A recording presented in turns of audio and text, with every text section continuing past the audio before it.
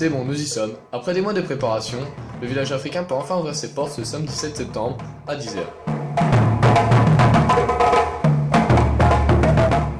À 10h30, les premières activités commencent. La compagnie Yankadi nous fait découvrir sa déambulation. Pendant qu'à la médiathèque, un conte pour enfants est raconté.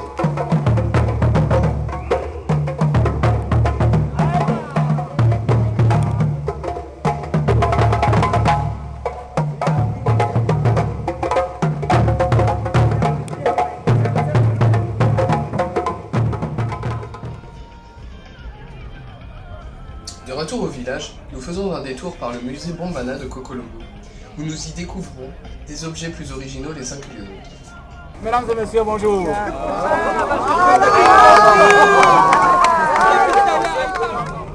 Eh bien, je vais commencer par vous présenter 3 objets.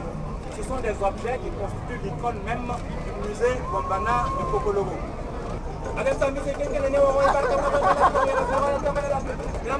bienvenue au musée Bombana de Kokolobo. La visite est ouverte. Merci, mesdames et messieurs. Et bien là, vous êtes en face d'un tambour de griot municipal. Et le griot municipal à Kokolobo, c'est un peu l'équivalent de votre garde champêtre. Vers midi, nous avons reçu la visite du maire qui a fait le tour du village africain et qui a visité les multiples stands.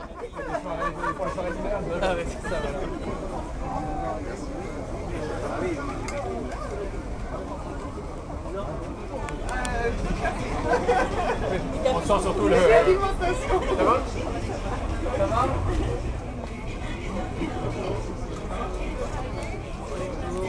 Alors ici c'est le restaurant Cookin qui va vous proposer, si vous voulez, une dégustation. On peut la faire maintenant ou on va en remettre un petit peu. Après une matinée agitée, il faut bien manger. Tout au long de la matinée, le restaurant Cookie nous a fait déguster gratuitement ses délices africains.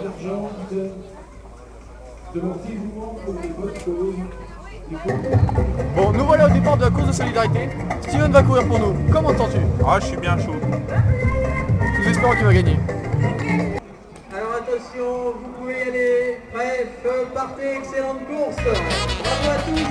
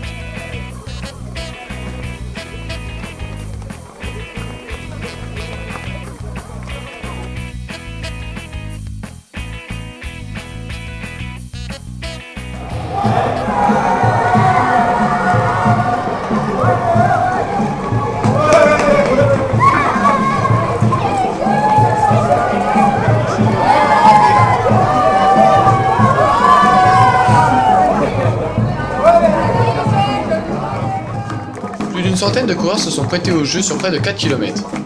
Pour cela, ils ont bien mérité une petite collation.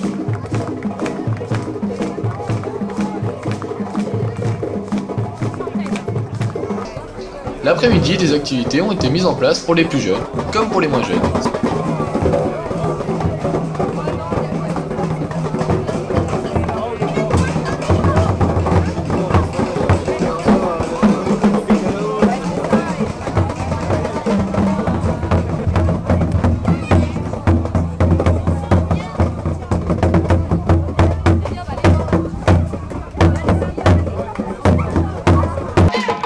Et bien sûr, la compagnie Yankadi, toujours opérationnelle pour mettre de l'ambiance.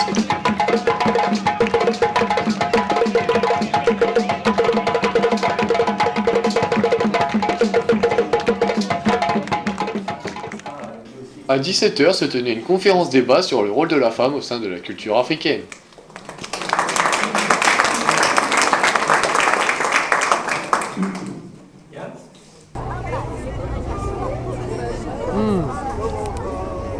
Voici du poulet avec du riz, sauce plus ou moins pimentée. En tout cas, on mange africain. Made in Fada. Ah. Tout au long de la journée, nous avons interviewé différentes personnes intervenant sur le village, dont Nicolas et Laurent, organisateurs de cette merveilleuse journée. Nicolas, qu'est-ce qu'une journée comme ça représente pour toi Là, ça représente beaucoup de bonheur. Beaucoup de bonheur parce qu'on a vu des gens heureux, contents d'être parmi nous, qui avaient envie de faire la fête, tout simplement de profiter de l'instant présent. Et ça, c'est des choses qui sont hyper importantes parce que ça fait partie de ce qu'on a envie de véhiculer au travers des escales. Donc c'est beaucoup d'organisation. Avant, vous le faisiez en salle. Est-ce que tu penses que c'est mieux dehors, dans un village comme ça, malgré que le temps n'a pas été tout le temps bon? Bah, c'est un challenge, hein, c'est clair. La première question qu'on se pose quand on veut le faire en extérieur, c'est oui, mais il y a la contrainte du temps. Mais on se dit, si on se donne cette limite-là, on ne fera jamais rien en extérieur. Donc il y a 9 mois, quand on s'est réunis ensemble, on s'est dit, bah voilà, on prend le pari fou, on relève le défi. Et oui, clairement, c'est un vrai plaisir d'organiser une manifestation en extérieur parce qu'on rencontre des tas de gens qui ne seraient pas forcément venus si on avait fait ça dans une salle fermée. Et ça, pour nous, c'est une manière de nous ouvrir aux autres. Bonjour, nous sommes de la production AR et on aimerait vous poser quelques questions sur cette journée des escales africaines. D'abord, qu'est-ce que représente cette journée pour vous? Bonjour, écoutez, cette journée est très importante pour l'association Épernay Jumelage. Cette édition des escales africaines, déjà c'est tous les 2 ans. Et cette année, on a pris le pari de changer, 1, la date, et 2, le lieu. 1, la date, puisque avant c'était au mois de novembre, et donc 2, le lieu, avant c'était au Palais des Fêtes, et maintenant on a pris le pari de se mettre au centre-ville. Elle est importante pour plusieurs choses, parce qu'elle regroupe déjà plusieurs associations, et c'est la force de ce festival, c'est le collectif d'associations qui est porteur du projet. On va du Lions Club, en passant par le Jogging Club, en passant par le centre de prévention, la Maison pour tous. Voilà, on réunit tout un tas d'acteurs d'Épernay qui font que cette journée, oui, est très importante pour nous, pour notre association.